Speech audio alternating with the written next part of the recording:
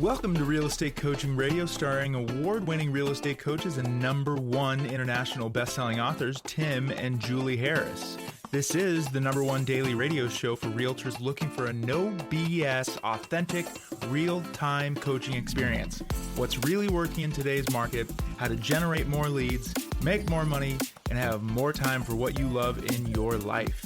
And now your hosts, Tim and Julie Harris. Welcome back. Today we're going to be answering a question. How do you get the impossible to sell listing sold? The title of today's podcast is From Stale to Sold, the proven method to sell the impossible listing. And yes, we're talking to all of you with listings who are sitting on, and your listings are sitting on the market too long. But this is also fantastic information to use when you're going after expired sellers, when you're actually meeting with expired listings and you show them the fact that you are an expert when it comes to, selling the impossible listing. Yes, that's right. So just to reiterate what you just said, you can really use this three ways. Number one, if you're sitting on a listing yourself, you've already got it in your inventory, it's not selling right away. Number two, use what we're going to teach you on today's podcast to prevent yourself from getting an expired. And number three, when you're actually going after expireds of someone else's, that you want to turn into, turn that from a stale listing to a sold listing yourself. So those are three ways you can use the same things that we're teaching you today. And Julie did warn me there's a lot of content today's podcast, and we're probably not going to be able to get through all of it on today's show. You're going to want the notes, the easiest way, and frankly, the least expensive way, because it costs you nothing to get all of our notes from that show, from the show today, or any of the past 5,000 plus past podcasts, is just go to harrisrealestatedaily.com. harrisrealestatedaily.com is our, daily newsletter that we send to all of the subscribers. And the best part is it costs you nothing. So go ahead and subscribe to harrisrealestatedaily.com. You can just go there direct, or you can click the link, which is in the show description below. If you're over on YouTube, it's there as well. Just drop in your email, and after that, there's really nothing to do other than just sit back, relax, and wait for the newsletter to show up with all of our day's notes. Now, what you should do with these notes is you should use these for social media posts. You should definitely be gearing up towards creating a campaign for attracting expired sellers. And here's what, again, we'll suggest you do. Combine passive with proactive lead generation. So do call the expireds, do proactively go after them, but then passively market to them as well on social media, and use the content from today's podcast and a lot of other previous podcasts to educate the seller on why you're an expert at getting the impossible to sell listing sold. Very good. So first, we're going to start with a secret. There is no magical marketing plan, idea, campaign, or video that will get an overpriced, tough-to-sell listing sold. Stop looking for one miracle and sharpen your skills instead. The object is to be the listing agent at the time that it actually sells. Now write this down. There's a script that we teach in Premier Coaching, and it's when contacting sellers. And it's very simple. Mr. Seller, sometimes the best homes don't sell, and it's probably not the reason you've been told. Now, that's that's a script you'd have, or something you'd say to a seller when you're in the very beginning stages of getting to know them. But the point is that this previous agent has probably just been telling them that it's price, price, price. I'm here to tell you price is usually the culprit for an unsold listing, but it's not always the reason. So don't have a mindset towards expired listings, or even listings that you personally might have, that it's just price. Because I'll tell you guys a true story, and this happened to Julie and I dozens and dozens of times in our real estate career. We absolutely were expired hunters, and we knew that for the most part, a lot of our competitors in the same market that we were working weren't going after expireds because they had a bad mindset about them. Oh, the market passed them up. I don't want to take somebody's listing, all these things. Or if somebody else couldn't sell it, what makes me think I could sell it? Or even better, if, essentially we'd take a expired listing and the previous listing agent would sometimes get a little, stuffy with it and say just what Julie just said. I mean, all these things. You have to work past the your competitors' mindset issues with regards to expired listings. But here's what we often have discovered. Julie and I would list an expired listing at the same price, new pictures, new description, and it would sell the next day. Now, why did it happen that way? Because there's some flaws, let's just use a word, in the MLS that allows the searches to essentially almost I would suppress exactly a listing, a home for sale that's been for sale for more than like a month, and all the new feeds. So what happens is when you put a listing for sale, the reason you get a big boost in showings is because the market's excited, buyers are excited, the the buyer's agents are excited. Everyone wants to know about the new listing. But as soon as it's been for sale for a week, 2 weeks, 3 weeks, whatever, in your market, it might be 3 months. As soon as it starts passing these sort of, I think milestones for how long a listing should take to sell, then people start making up reasons why it didn't sell. People, it stops getting searched in the MLS. Buyers start, that house would have sold. There must be problems with it. It's kind of like, milk that's in a cooler. And I used to tell this story to sellers that, Mr. Seller, the fact is that the longer the milk sits in the cooler, the closer you come to that expiration date, the less desirable it is. I mean, the first thing that people do when they go and look for milk in the cooler is they're looking for the one that has essentially is the newest gallon of milk, because they don't want to get the milk that other people have already passed up on. And there are lots of scripts in Premier Coaching that make the point. But moral of the story is, be careful that you do not approach your listings and maybe future listings that you're going to be attracting that are expired because the other agent couldn't get them sold.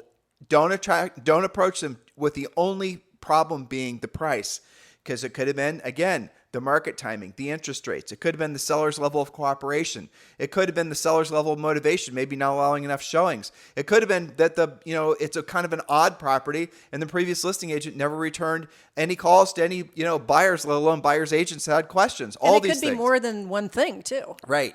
But price is usually the top 3 things that's wrong with the property, but it's not the only thing. And if everybody else is telling that seller price and you say, Mr. Seller, sometimes the best homes don't sell, and it's probably for not the reasons you've been told. You say something along those lines and you're going to open up a conversation because they don't want to hear their house is overpriced any more than you really want to tell them. Yeah, that's right. And that is a very common thing that expired sellers will say to their future listing agents once it's expired. They will say the only time, if they heard from their agent at all, they'll say the only time I ever heard, all they wanted to talk about is price. They didn't I had this exact case come up on a coaching call, I think about 2 weeks ago. They said that I rarely heard from my listing agent, but when I did, they only wanted to pound me on price.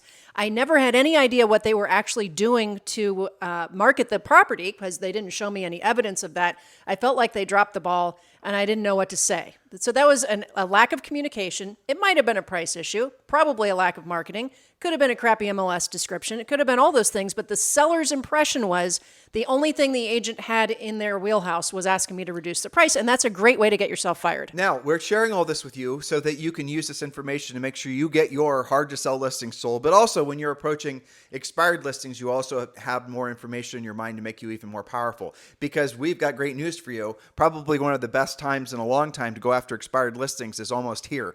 You're going to see so many great listings that are going to start to expire into the new year, because that happens every year. And they're going to be withdrawn, and the sellers are going to be, taking them off the market, planning on putting them back for sale. You can, provided your MLS allows for it, you can actually directly solicit those potential sellers. And a lot of them won't want to have their house for sale in the spring. They want to sell it now. And all these types of things, all these types of conversations, that this information is going to make you more confident when approaching those sellers. So, Julie, if you're a seller, a listing agent, and you have a tough to sell listing, let's go through what our actual plan of action is. It is a plan of action, and it is a system. So we're going to start first by reviewing the facts of your subject property and your seller's situation. So number 1, you're going to do a new comparative market analysis, a new CMA. You now know the house better. You've probably shown it yourself. You've had some feedback. Since you've been listed, there have been some new sales, some pending sales, and some new actives that you now have to compete with that you didn't before. So pretend it's a new listing. Where would you price it today? And consider the following: the absorption rate. That's how many houses are like your subject property that are actually selling per month. Well, let's give them the script for that. So let's say there's 20 houses for sale that are hypothetical competitors for that house. Similar enough in age, bedrooms, bathrooms, the whole thing, right? And so what you're going to do is you're going to show the seller all the competing houses. I know they're not the same. And if you've got an analytical seller, they're going to tell you all the reasons why their house is better. That's normal. Just assume they're going to behave that way. Don't put yourself in a position to argue with them about their opinion. You will lose every single time. But just show them all the homes that are currently for sale and explain to them that for the most part, the buyers are going to see all of them being more or less the same square footage, bedrooms, bathrooms. You guys get the idea. But then what I want you to do is organize all the houses in the order of price. And I want you to then explain to them that generally speaking, the homes that sell the quickest, because there's a lot of competing homes, are going to be the ones that are essentially positioned on the market to correctly reflect the buyer's expectations. That is a clever way of saying the price, condition, and location is all in alignment to the point where it makes the house more desirable than the other homes, right? You guys conceptually understanding what I'm getting at here? And then you can show them the list of the last 20 homes that were similar, again, good comps of sold homes. And then I want you to point out the fact that the ones that had the least amount of days in the market, the ones that sold for the closest to asking price, if not over, were all the ones that had those three variables. Frankly, they were usually the best price, condition, and location. Thus, they sold faster, usually for asking, if not over asking. Let the seller see the information, and you will very quickly see that even the most dug-in seller is going to realize that, homes sell quicker when they are priced correctly. And again, don't say, here's another advanced coaching tip for you. Never tell a seller, lower the price. Saying to the seller, lowering the price is similar to us telling Zoe to do her homework. Hateful words. Right? Them's fighting words. Them are fighting words. So definitely want to keep that in mind. It's reposition the house, Mr. Seller. We have to reposition the house on the market so that it correctly reflects the market's expectations. And the market, based on what we're seeing selling, is expecting homes similar to yours to be in this price range. Let the seller see the facts, but don't say lower the price. I'm telling you that will build. If you don't get fired for saying it, what's going to happen is they're going to build up resentment. And they will, again, you will experience this. If you've been in the real estate industry for a long time, you already have experienced this. You'll pick up an expired listing and the seller is motivated and the seller is, going to be willing to reposition the house correctly, even fix up some things that maybe needed to be fixed up in the first place. They would have happily done that for the first listing agent, but they didn't because they built resentments up towards that listing agent. And they'll tell you that. Yeah, so they will tell you that. We heard that quite a bit. We did. They'll say, listen, I know I need to, paint the walls, and I know I need to lower the price or whatever it is and fix this.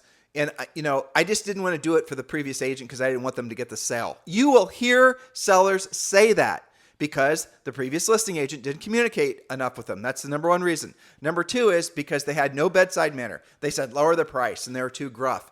They lost the listing. The seller made it so that they weren't going to win from selling the house and getting paid. That's the type of psychology sometimes you're going to be dealing with some of your sellers or your future sellers. That's right. So you're going to, again, we're doing a new CMA. We talked about absorption rate. You're going to look at what the days on the market are now for similar homes.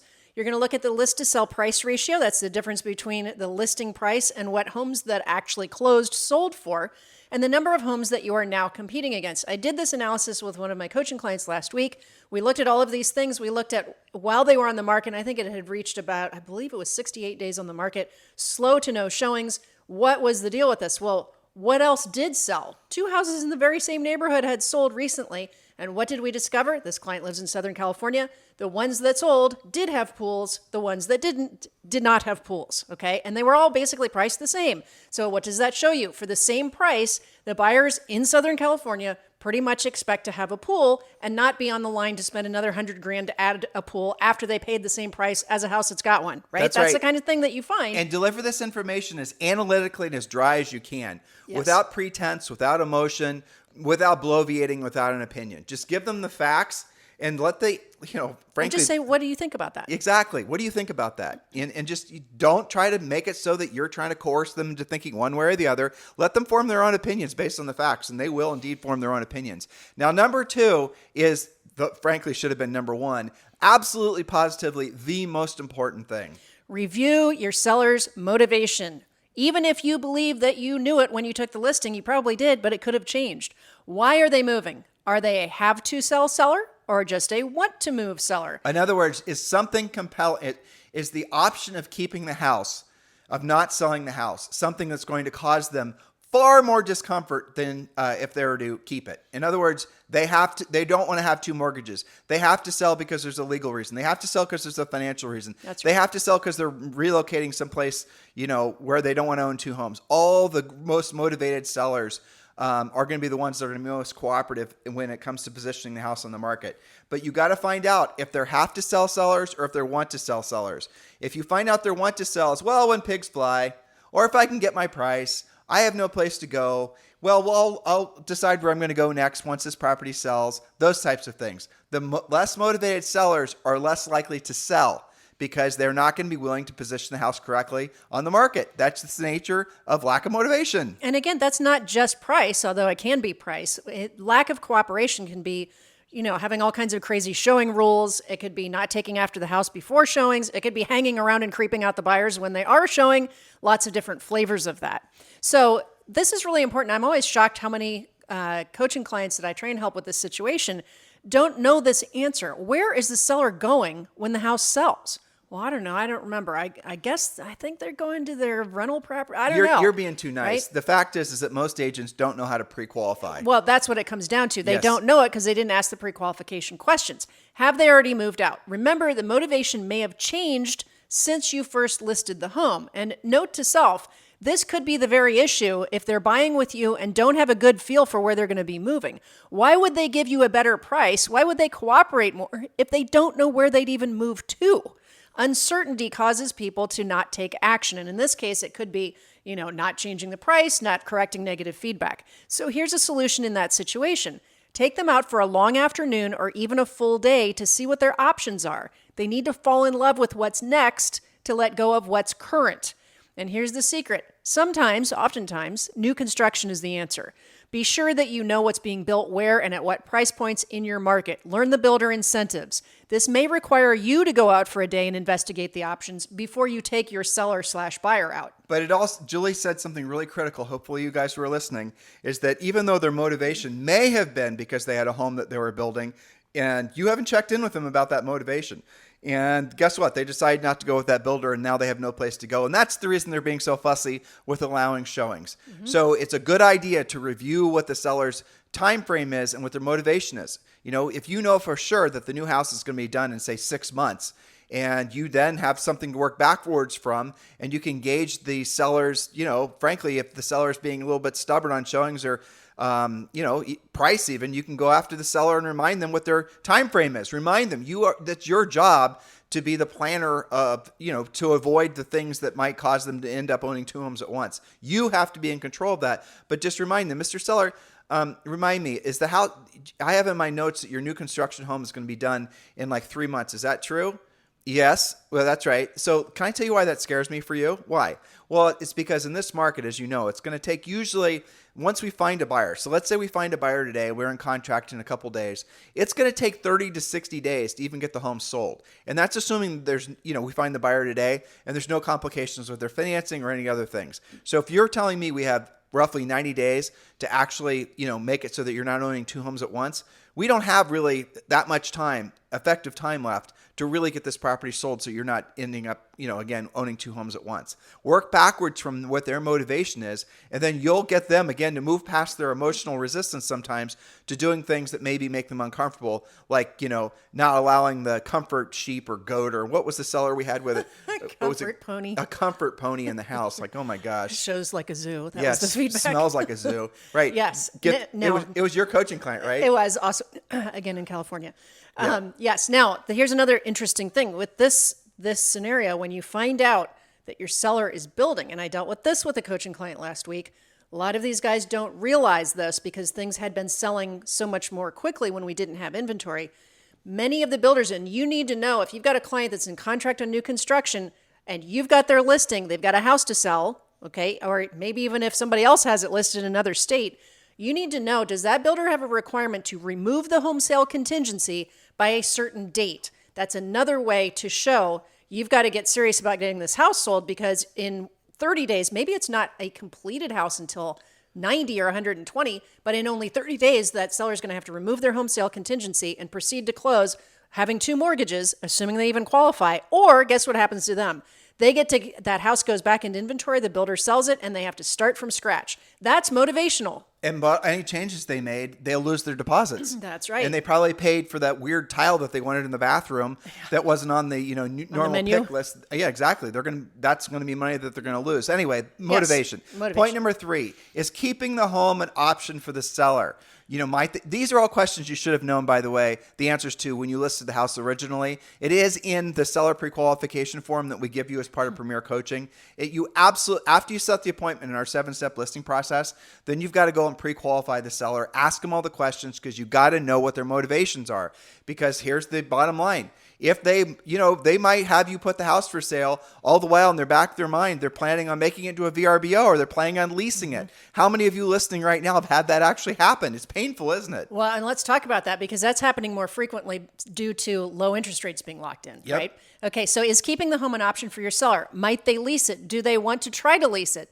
You always say yes to leasing it, even if leasing isn't your thing. Get help with that. What is Julie saying? So if you are finding out that they are deciding to lease it, and let's go to the very beginning stages of your conversation with your seller, and they did say that they'd consider leasing it. You rookie mistake. I don't do leases. Well, you're not going to get the listing either. So what you do is you take the house as a listing, and then you also offer it for lease, and you explain to the seller whichever way it goes first, whichever numbers make the most sense is the direction that we'll go. And then you do handle the lease up. If you don't want to handle the management, that's fine. Find a property manager that'll do it.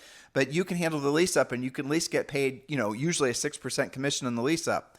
And then if it sells faster, you get it that way. But you say yes to everything, even if they're thinking about leasing it. But again, the rookie mistake is you take the listing, never having asked if they're considering leasing it, and then finding out that, hey, guess what? The seller's super uncooperative. I wonder why that is. Because they already have a plan B, and it's called leasing the property.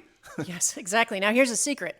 Once you discuss the reality of them being landlords, again, a discussion you won't have if you don't use the pre-qualification script, once you discuss what the amount probably will lease for, that's doing a CMA for the lease, and their net income monthly, they may change their mind about leasing it. If you haven't already, know how to research lease pricing, because it might be their backup plan without having any numbers behind it. That's right. And, I'll suggest like Valerie Fitzgerald during the housing crash. I had her on our podcast. And she had all these really ultra high-end listings, and none of them were selling. She didn't want to lose the listings. The sellers pretty much all decided to lease the properties. Had she made the mistake of saying, I don't do property leases, she would have lost all of those, all that revenue from the leasing. But also, she wouldn't have gotten the listings after those leases were up. And that's what happened. Yep. So she started offering leasing as an option for her potential sellers. The potential sellers then listed and leased in whichever way it went first. And if it went leased, then she, got the commission on the lease, and then she managed the property for them. I think she actually had a third-party management company that she worked with. But the clause or the agreement was when those sellers decided to no longer be landlords, those owners decided no longer to be landlords, that she'd get the listing again. Otherwise, she would have lost all that inventory. All those centers of influence relationships would have been lost as well. Exactly. Okay, now, and this should be point number 4 that got edited. Okay, number 4, set up what we call lovingly the reality tour with yourself and your seller. This is after you've done all the steps we've talked about so far. Do your research first to know what you're going to show and how it impacts the subject property. Then take your seller or sellers out on a showing trip where you'll see what they're actually competing against and what's currently pending. Don't overcoach them, show the properties, and ask what their thoughts are. Every time we've had coaching clients do this, where the sellers have taken notes, they have come back and said, gosh, I didn't realize how outdated my house is actually looking. I didn't realize the impact of having a pool in the backyard, all of that kind of thing. Here's how you balance that out. Now, this is going to be especially true for semi-custom or full custom homes. They're not going to realize, to Julie's point, that they're essentially the style of the home, this, that, or the other. The kitchens, bathrooms, floor plan is kind of outdated. It's not in alignment with the buyer's expectations.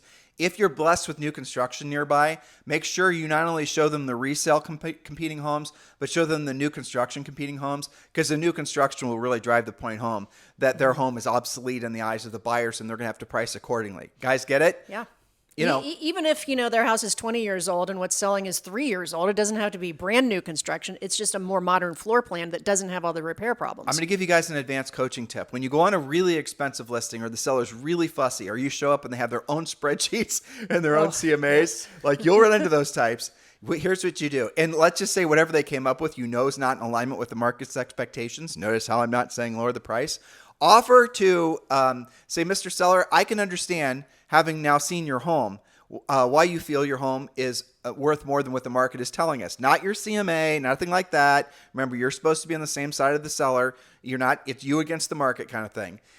So let's do this so that we can show the market that the price makes sense. Let's hire an appraiser.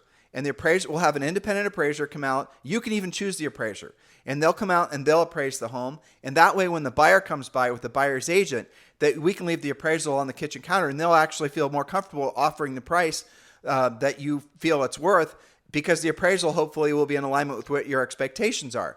And again, that'll save us the effort of having to even maybe worry about negotiating, because after all, why would you sell it for less than the appraisal price? And Julie and I offered this. We've had droves of our coaching clients over the years offered this to the usually upper end fussy seller. And I cannot off the top of my head think of a single time the seller, through our personal experience or our coaching's experience, actually chose to have the house appraised, because that cut through their own egos and bullshit. Right. About the fact that they were overpricing the house. Exactly. Like, why wouldn't you want it to have it appraised, right? Exactly. They just wanted to argue and be right. Exactly. And if you argue against them and say, my CMA, and you try to make them wrong about price, you will not get the listing. Or if you have the listing, You won't keep it. You won't keep it. So use the appraisal. Have that as in your back pocket. And then what you can say is, Mr. Seller, I'll reimburse you at closing for the cost of the appraisal. I don't want to pay for the appraisal. What is that, like $1,000? It's like $400. But say, Mr. Seller, listen, that's fine. Here's what I'll do. I'll reimburse you for half the cost of the appraisal, or the cost of the appraisal at closing. In other words, the house has to close. You have to be getting paid. And then, since the appraisal, you guys get it. That's the way you go about doing that. And again, that'll cut through even the most butt-headed seller about price. Yes, that's right. And by the way, guys, all of these discussions go so much more smoothly when the seller has been hearing from you regularly. Yeah. One of the things that you get in Premier Coaching is your 12-week communication plan. I know some of you are having heart attacks. 12 weeks? I got to talk to somebody for 12 weeks? I've never talked to a seller for more than 12 days or 12 seconds. Well, this is a result of what you've all been collectively wishing for the past 5 to 7 years, and that's called more inventory and longer days on the market. If you're only talking to your seller when you're talking about price, again, you're not going to have a very good relationship with them. When instead they've heard from you for 3 weeks in a row, you've done 2 open houses, you've given the feedback, you've talked to them about correcting maybe some negative, showing feedback, and then you discuss price, they're going to be much more open to it. And of course, what do you do now? You go to Premier Coaching. If you're not a Premier Coaching client, go to premiercoaching.com or text the word Premier to 47372. When you text the word Premier to 47372, we'll text you back a link to join Premier Coaching, and you can join for the first month for free. But you also get the first month for free if you just go directly to premiercoaching.com. And yes, that does include our daily semi-private coaching call. Everything that you're learning on this podcast is limited to what we can, stuff down your ears in 30 minutes. And this is just training. This is not coaching. I realize a lot of you, especially agents that have been in the business for a while, you conflate the two. Coaching and training are completely different things. This is the #1 daily listened to podcast for real estate agents, because we do a great job on the podcast of training. Imagine the experience you're going to have as a Premier Coaching client when you're attending the daily semi-private coaching calls. So you're going to learn not just these overview of the topics. You're going to learn what to say, how to say it. You're going to feel comfortable and confident knowing how to approach even the most grumpiest seller about getting their house repositioned in the market. And then you can use that experience to start approaching expired listings. And you can maybe even carve out a little niche in your marketplace as the agent who you call in to sell the impossible listing. That in some markets is going to be literally like printing your own money. So go to premiercoaching.com or text the word Premier to 47372. All right, point number 5, discuss with the seller that, and this is what they will say to you, quote, taking it off the market and trying it again next quarter, next year, next season is not always the best plan. When do you typically have the most competition in your market? For most of you, it's in the spring. Many tough to sell listings will sell in the fourth quarter or first quarter when there is less competition. Relocating executives, for example, usually move during fourth quarter or first quarter. All right, so that one's easy to figure out. Point number 6. Ask if they plan to relist it with someone new. This is when you're getting some kickback and you know it's about to expire. Just ask them if their plan is to relist it with someone new. Well, what's the first thing the new agent will ask them to do? Well, let's frame that, right? So if you're literally a moment from losing the listing and you've been trying to get a new contract extension signed and they're unwilling to do it, and they're kind of being non-committal about what their plan B is. Their plan B is they're going to relist it with somebody else, and they've already found that new agent. That's just going to happen. And the reason that happens is A, you didn't get the property sold, but B, you've probably done a piss poor job communicating with them while you had the listing. You avoided the conversations. You weren't following the 12-week seller communication guide. And they don't want any part of you anymore because they feel like you basically abandoned them during the time of need when they're feeling the most stress.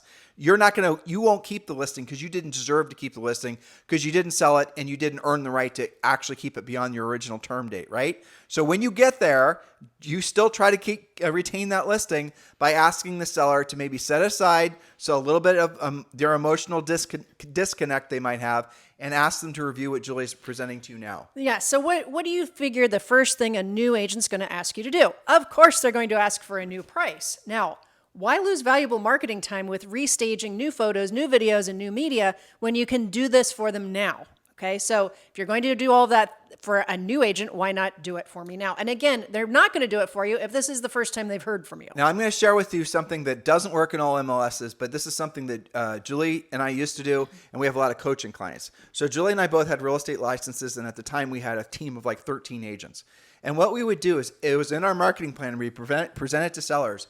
After one of our listings had been for sale for 30 days, we would withdraw the listing, and then we would relist the listing under a different license number. That would give the MLS, that would give it a new MLS listing. It would show up again as a new listing. We change the description. We change the pictures. Resets the days on the market. Exactly. Resets the days on the market. Now, you can still do that in most markets, but it's not going to reset the days on the market. But that's not really what you're trying to target. What you're trying to target are all those buyers out there and buyers agents that are getting the new listings feed, because then you're going to get, they're being sent to their emails and whatnot. That's what's going to excite the market again because it appears as a new listing. That'll get your showings to start again. And if you look at a bell curve of when showings happen, most showings and most of your best activity happens within the first really less than 30 days. Why?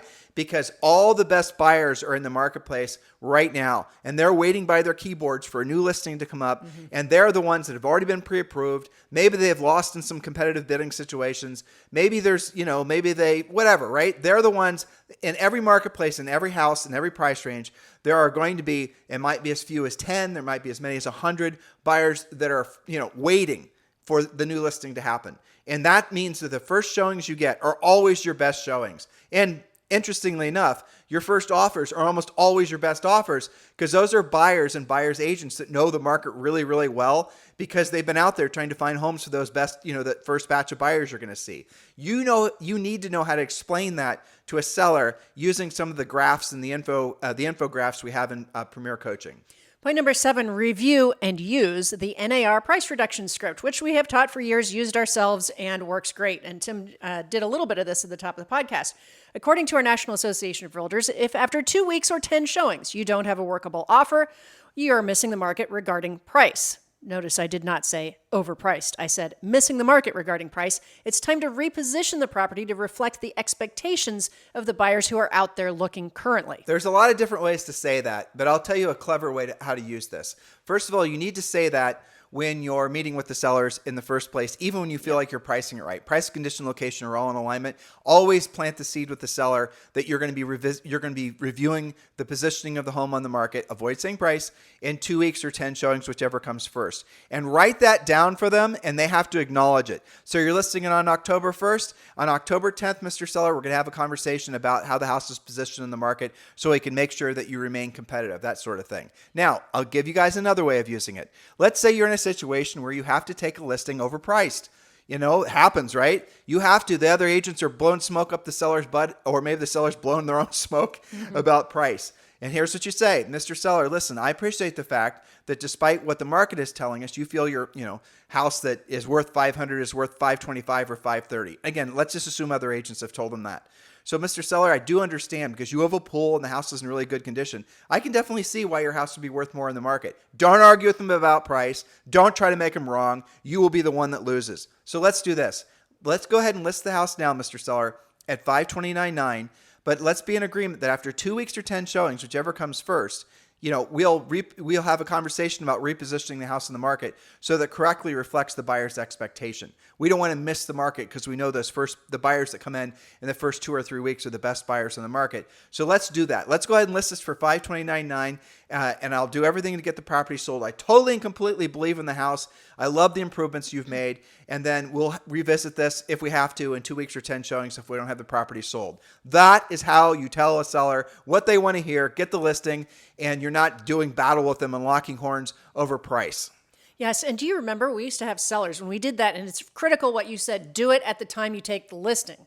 Don't wait until it's time to ask for the price to come down. We actually had sellers call and say, well, we've made it to our 10th showing. I guess it's time to adjust the price. Don't pass out when that happens. Be happy and adjust the price. Okay, next we have point number 8. When you get your price adjustment, get an extension to your listing agreement simultaneously. It's way easier to sign all of those documents at once rather than having to have a second tough conversation to get the extension. Now, the advanced coaching on that one is, and I know this is not going to be easy to do in this market, but if the market, frankly, if it becomes more challenging for sellers, in some markets it's already happening, you want to get a price reduction form signed ahead of time. And you also basically, as Julie just said, in the price reduction form, you want to add an automatic extension to your listing time to get the property sold. But really, I'll tell you what the mastercraft move is. When you take a new listing, sign the contract for a year. Oh my gosh, no seller is going to sign that. Yes, they will, because if you're a Premier Coaching client, you're using what's called our easy exit listing, that if for any reason they're 100% satisfied with the services you're providing, that they can fire you with no strings attached. And again, you're not going to, when you present that to a seller, as we instruct you how to do so in Premier Coaching, that's going to be a USP for you, because that's going to make it so the seller always feels that they're in control. And, Mr. Seller, so given that, I'll put 10 years on this contract and it won't really matter, because if you're not satisfied with the services I'm providing. Now, what is the carve outs for that? They can cancel the listing anytime, but it has to give you like 48-hour notice or 5 days business notice or whatever it is. And any of the showings that came through the house with any of the buyers that came through they're excluded from the cancellation. So if, for example, the seller happened to have met one of the prospective buyers in the driveway and now they're scheming on some crafty way to cut out the agents, they're not going to be able to do that. We had that happen once, by the way, which is the reason we knew to write that as an exception to the easy exit listing. Yes. And again, this leaves the seller in control, but it also gives you more leverage because you're building trust in the front end. All sellers are going to always be jittery about losing control of, in general. So you're giving them back control if you use that as a USP. And that is included along with our complete seller pre-listing pack in Premier Coaching. You know what to do. Go to premiercoaching.com. All right, point number 9, help them correct all negative feedback. You may need to assist your homeowner in actually getting this done. So find service providers who agree to be paid out of proceeds at closing if the seller can't afford those repairs. Depends on what it is, how expensive it is. Otherwise, the price should be reduced. The price should be adjusted to reflect the condition. This is usually lower than you think. Now, how low to go, that's a topic of discussion with your coach. It depends on what the issue is. In the case of the California thing, to put a pool in at that level of the house we were talking about is about $100,000. So it made sense, and we could prove that it should be adjusted by $100,000. This was a house that was over $1 million. So that correct. is a cheap pool for $1 million house, just the record. Remember, it's California. Oh, that's true. What do you get for $1 million? So $1 million house is like an 800 square foot house with no air conditioning. Yeah, exactly. Yep. Okay. Point number 10, share what your new marketing plan is with your seller once the price has been improved and the listing has been extended. Also share any negative feedback remedied. They absolutely will expect this from you. So those are 10 steps that you can take now. All right. So you do not have all of our notes. Julie had a lot of extra content, but we're way over 30 minutes. And consider essentially what specifically should be in your plan, how to revise your plan, and a lot of other scripts. So our full outline, even though this is not in numerical sequence, my dear. I got messed up when I sent it to you. Yeah. I know. So no worries. But anyway, our full outline is available to newsletter subscribers. So your homework is to, yes, become a Premier Coaching client and also join our free newsletter. Go to harrisrealestatedaily.com and you can download these notes and use these as, social media sharing. Use these when you're talking to prospective sellers. Use these when talking to your existing sellers. All of these things.